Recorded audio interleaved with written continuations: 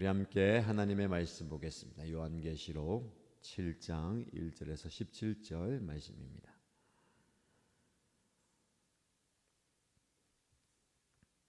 오늘 저와 여러분들이 함께 묵상할 말씀은 요한계시록 7장 1절에서 17절입니다. 같이 읽겠습니다. 그 뒤에 나는 천사 넷이 땅에 내 모퉁이에 서서 땅에 내 바람을 붙잡아서 땅이나 바다나 모든 나무에 바람이 불지 못하게 막고 있는 것을 보았습니다. 그리고 나는 다른 천사 하나가 살아계신 하나님의 도장을 가지고 해돋는 쪽에서 올라오는 것을 보았습니다. 그는 땅과 바다를 해하는 권세를 받은 네 천사에게 큰 소리로 외쳤습니다. 우리가 우리 하나님의 종들의 이마에 도장을 찍을 때까지는 땅이나 바다나 나무들을 해하지 말아라. 내가 들은 바로는 도장에 찍힌 사람의 수가 14만 4천 명이었습니다. 이와 같이 이마에 도장을 받은 사람들은 이스라엘 자손의 각 지파에서 나온 사람들이었습니다. 도장에 찍힌 사람은 유다 지파에서 1만 2천 명이요, 르벤 지파에서 1만 2천 명이요, 갓 지파에서 1만 2천 명이요, 아셀 지파에서 1만 2천 명이요, 납달리 지파에서 1만 2천 명이요, 므낫세 지파에서 1만 2천 명이요, 시몬 지파에서 1만 2천 명이요, 레위 지파에서 1만 2천 명이요, 이사갈 지파에서 1만 2천 명이요, 스불론 지파에서 1만 2천 명이요, 요셉 지파에서 1만 2천 명이요, 베냐민 지파에서 1만 2천 명이었습니다. 그 뒤에 내가 보니 아무도 그 수를 셀 수 없을 만큼 큰 무리가 있었습니다. 그들은 모든 민족과 종족과 백성과 언어에서 나온 사람들인데 흰 두루마기를 입고 정려나무 가지를 손에 들고 보좌 앞과 어린 양 앞에 서 있었습니다. 그들은 큰 소리로 구원은 보좌에 앉아 계신 우리 하나님과 어린 양의 것입니다 하고 외쳤습니다. 모든 천사들은 보좌와 장로들과 네 생물을 둘러서 있다가 보좌 앞에 엎드려 하나님께 경배하면서 아멘, 찬송과 영광과 지혜와 감사와 존귀와 권능과 힘이 우리 하나님께 영원 무궁하도록 있습니다. 아멘 하고 말하였습니다. 그때 장로들 가운데 하나가 흰 두루마기를 입은 이 사람들은 누구이며 또 어디에서 왔습니까? 하고 나에게 물었습니다. 내가 장로님께서 잘 알고 계십니다 하고 대답하였더니 그는 나에게 이렇게 말하였습니다. 이 사람들은 큰 환난을 겪어낸 사람들입니다. 그들은 어린 양이 흘리신 피에 자기들의 두루마기를 빨아서 희게 하였습니다. 그러므로 그들은 하나님의 보좌 앞에 있고 하나님의 성전에서 밤낮 그분을 섬기고 있습니다. 그리고 그 보좌에 앉으신 분이 그들을 덮는 장막이 되어 주실 것입니다. 그들은 다시는 줄이지 않고 목마르지도 않고 해나 그 밖에 어떤 열도 그들 위에 괴롭게 내려지지 않을 것입니다. 보좌 한가운데 계신 어린 양이 그들의 목자가 되셔서 생명의 선물로 그들을 인도하실 것이고 하나님께서 그들의 눈에서 눈물을 말끔히 씻어 주실 것입니다. 아멘. 오늘 우리에게 주신 하나님의 귀한 말씀을 받습니다. 말씀을 통해서 큰 은혜 받으시고 영적 깨달음과 깨뜨림의 시간이 되길 바랍니다. 요한계시록 7장 말씀을 살펴보겠습니다.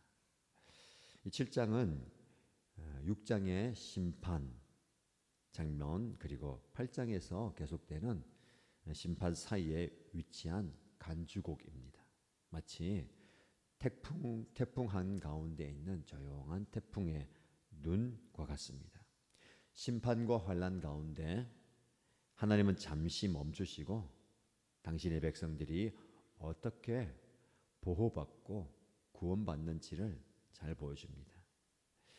이것은 하나님의 큰 구원 이야기 가운데 반복되는 패턴입니다. 혼돈과 심판 가운데서도 하나님은 항상 당신의 백성들을 위한 구원의 길을 마련하십니다.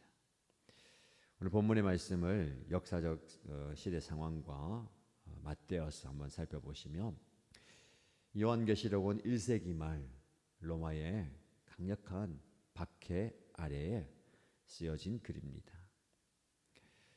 소아시아 교회들을 향해서 그들이 로마의 큰 압제와 핍박 가운데 신앙과 믿음을 잘 지켜갈 것을 격려하고 위로하는 글입니다.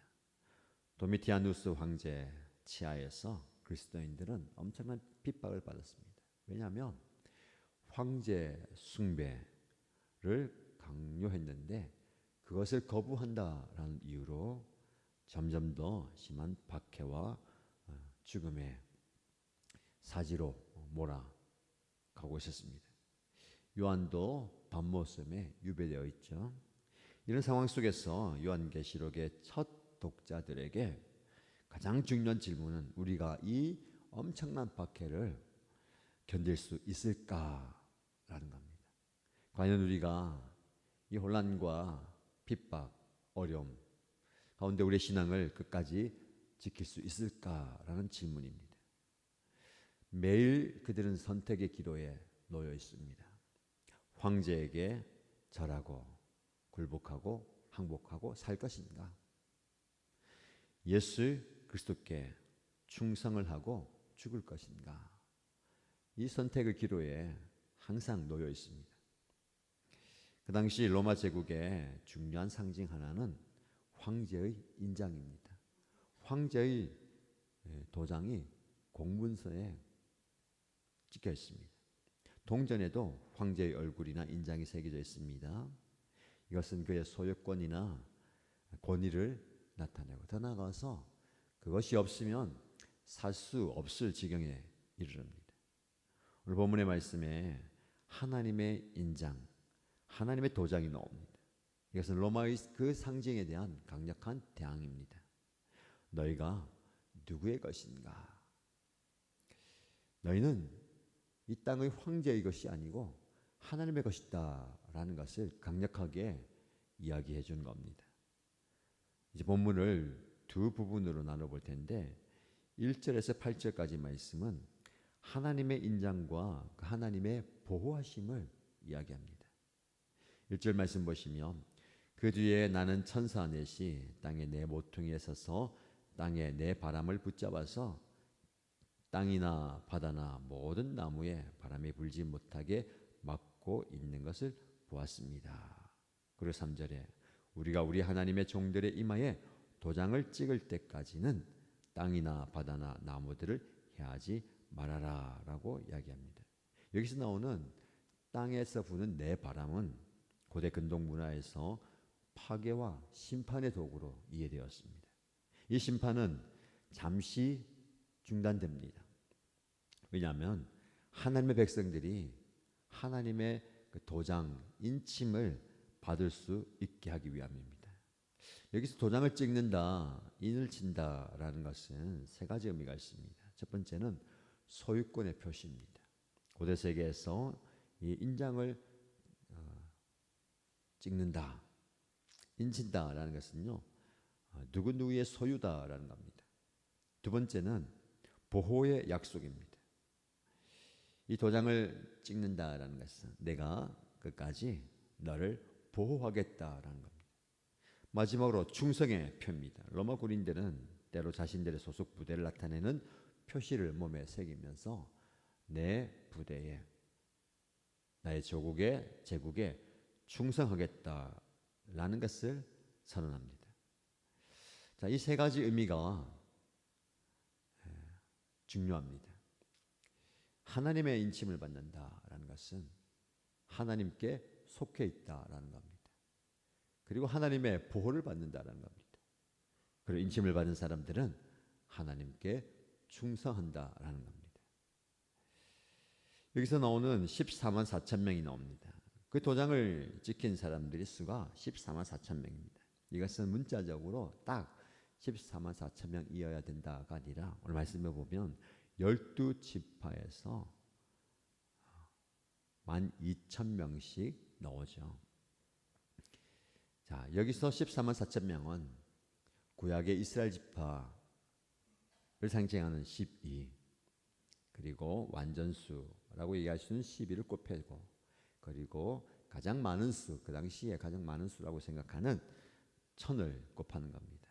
그래서 12 곱하기 1000 해서 14만 4천 명이 되는 것인데, 이것은 하나님께서 한 사람도 잃지 않고 모든 사람들, 당신의 백성들을 아신다라는 완전수를 의미하는 겁니다. 자, 9절에서 17절까지 말씀은 모든 민족으로부터 하나님의 백성들이 오게 된다라는 겁니다. 9절 말씀을 보시면 그 뒤에 내가 보니 아무도 그 수를 셀 수 없을 만큼 큰 무리가 있었습니다. 그들은 모든 민족과 종족과 백성과 언어에서 나온 사람들인데 흰 두루마기를 입고 종려나무 가지를 손에 들고 보좌 앞과 어린 양 앞에 서 있었습니다. 라고 말씀합니다. 첫 번째 환상 14만 4천 명이 하나님의 백성의 완전성을 의미한다면 두 번째 환상은 그 백성의 다양성과 포용성을 의미합니다. 모든 민족과 종족과 백성과 언어에서 온다라는 겁니다. 이것은 창세기 12장에 나오는 하나님께서 아브라함에게 주셨던 언약의 성취입니다. 땅의 모든 족속이 너로 말미암아 복을 얻을 것이다. 아브라함이 하나님으로부터 약속을 받았죠. 하나님의 구원 계획은 처음부터 특정 민족, 어떤 집단에 국한되지 않고 모든 사람을 포함하는 것이었습니다. 이 무리는요, 큰 환란에서 나온 자들로 묘사됩니다. 14절 말씀에 이 사람들은 큰 환란을 겪어낸 사람들입니다. 단순한 어려움이 아니라 신앙 때문에 겪게 되는 큰 어려움을 말하는 겁니다. 이들의 상태가 16절에 나옵니다. 그들은 다시는 줄이지 않고 목마르지도 않고 해나 그밖에 어떤 열도 그들 위에 괴롭게 내려쬐지 않을 것입니다. 하나님의 보호하심을 이야기하는 겁니다. 자, 이 말씀은 중요한 영적 의미가 있습니다. 첫 번째는 하나님의 나라는 현재적이면서 미래적입니다. 어제 우리가 살펴본 것처럼 예수 그리스도의 구원은 이미 이루어졌지만 아직 완전하지 않습니다. 그래서 이미와 아직의 긴장 상태 가운데 있잖아요. 하나님 나라도 마찬가지입니다. 하나님 나라는 이 땅에 이미 도래하였습니다. 그러나 완성되지 않았습니다. 아직 다 이루어지지 않았죠. 그 중간에서 우리는 세상의 제국에 굴복할 것인가, 하나님의 나라에 충성할 것인가를 선택해야 됩니다. 하나님 나라는 지금 현재 우리에게 펼쳐져 있습니다. 그러나 예수 그리스도의 재림으로 완전해질 겁니다. 그 사이에서 우리는 하나님의 나라를 살아가야 되는 것이죠. 하나님의 나라는 반제국적입니다. 오늘 본문의 말씀은요, 로마 제국의 이미지를 직접적으로 표현하면서 대조합니다. 로마가 전쟁에서의 평화를 약속한다면 하나님의 나라는 진정한 평화를 보여줍니다. 로마가 황제 인장을 제공한다면 하나님은 자신의 인장을 제공합니다. 그리고 로마가 일시적인 보호를 제공한다면 하나님은 영원한 보호를 우리에게 제공합니다. 오늘날 우리가 우리의 눈에 익숙하고 우리가 붙잡을 수 있는 제국, 권력과 재력과 힘, 거기에 쉽게 매료되기도 합니다. 근데 요한계시록 우리에게 이런 눈에 보이는 제국에 우리의 마음을 빼앗기지 말고 하나님의 나라에 마음을 두라고 이야기하는 겁니다. 하나님의 나라는 다양성 속의 연합입니다. 두 번째 환상을 통해서 모든 민족과 종족과 백성과 언어에서 나온 사람들이 하나가 된다라고 이야기하죠. 모두가 하나가 되어서 하나님과 어린 양께 경배하는 겁니다. 이것이 중요한 통찰입니다.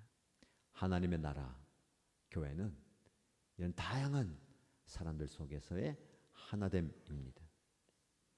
초대교회는 유대인과 이방인, 노예와 자유인, 남자와 여자 사이에 분열을 극복하는 공동체였습니다.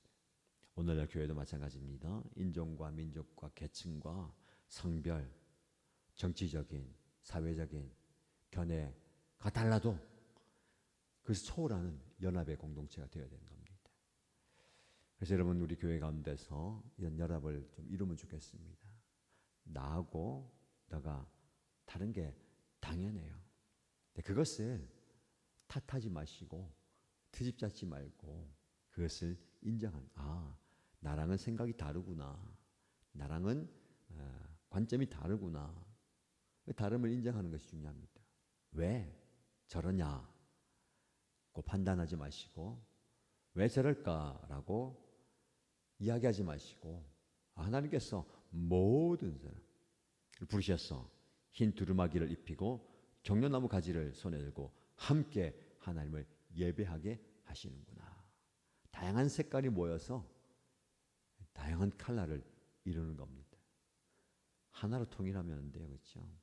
검은색이냐 흰색이냐 나누지 마시고 다양한 색상들이 아름답게 조화를 이루는 겁니다.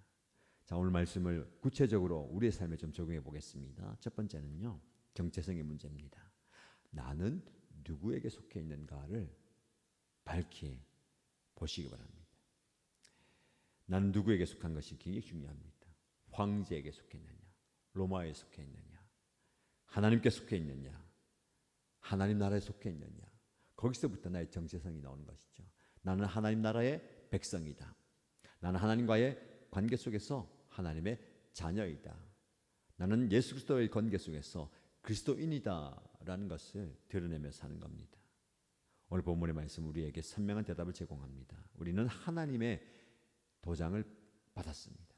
하나님께서 이를 꽉 찍어서 너는 내 것이다 라고 말씀하는 것이죠. 이것은 굉장히 중요한 의미가 있습니다. 나는 하나님께 속해 있다. 난 하나님의 보호를 받고 하나님께 충성하는 자이다라는 겁니다.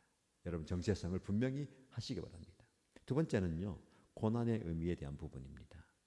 환난, 요한계시록에 흰 옷을 입은 무리가 큰 환난을 겪은 자들이에요. 환난을 통과하면서 구원의 길로 가는 겁니다. 환난은, 핍박은, 고난은 무의미한 게 아닙니다. 그 고난이 우리를 연단하게 만들고 우리를 단련시키고 하나님의 사람으로 빚어가는 겁니다. 여러분이 고난을 경험할 때에 스스로 물어보십시오. 이 환난이 나에게 무익한가 유익한가? 이 환난이 나를 어떻게 변화시키고 성장시키고 성숙시킨가를 보시기 바랍니다. 마지막으로 희망을 바라보게 됩니다. 요한계시록 7장의 가장 아름다운 약속의 하나는 17절에 나와 있습니다.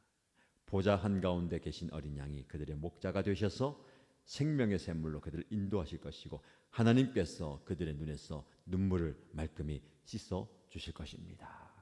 하나님 우리의 목자가 되셔서 우리를 인도하실 때에 우리의 눈에서 흐르는 눈물을 씻어 주신다는 겁니다.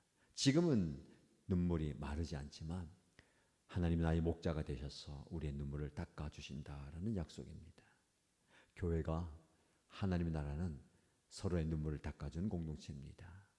눈물 흘린 자들, 고통당하는 자들, 아픈 자들이 다 우리 공동체에 와서 우리 목장에 와서 그들의 눈물이 마르게 되기를 축복합니다. 이런 은혜를 경험하는, 이런 은혜를 나눌 수 있는 저와 여러분 되시기를 주님의 이름으로 축복합니다.